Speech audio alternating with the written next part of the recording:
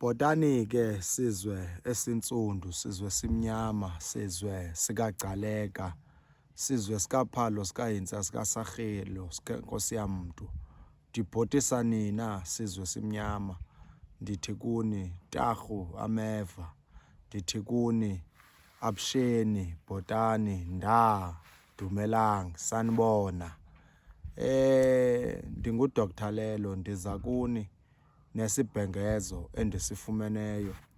Ndifumana umakhalekhukhwini mfonomfono, ndifowunelwa ngutata uBusika. Buthi uBusika mandinixelele, khawulezani nisondele ngakwivenkile ethengisa iimpahla ezisithileyo nikwazi uba nisithe, ngoba buthi bona uBusika busendleleni, bufikile futhi bugalelekile.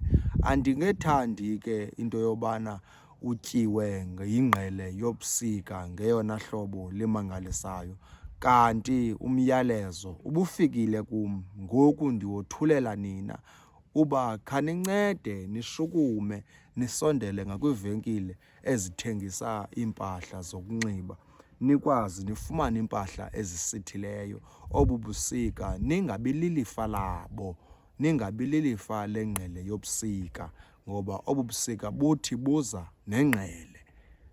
Hashtag mabaphile abantu kwilizwe loMzantsi Afrika. Mabaphile abantu kwilizwe loMzantsi Afrika. UDr Lelo kuyafumaneka kuwo wonke amakhasi onxibelelwano. Ukhona kuTikTok, ukhona kuFacebook, ukhona kuWhatsApp. Uyamfumana kwinombolo engu-078 00 181 78. Uyamfumana kuTikTok, usearch uDr Lelo. Uyamfumana kuFacebook, usearch uDr Lelo. Uyamfumana kuYouTube, usearcha uDr Lelo. Ndingumahlala bemzonda ke bemfuna bengazi ukuthi bazamthini, noba bangafika phambi kwakhe bangajike badideke. Ndim unkulumo ziyamlandela azimnyamatheli, uba bezimncamathele ngabe andisekho emhlabeni. Inkomo kudala zatya phezu kwam.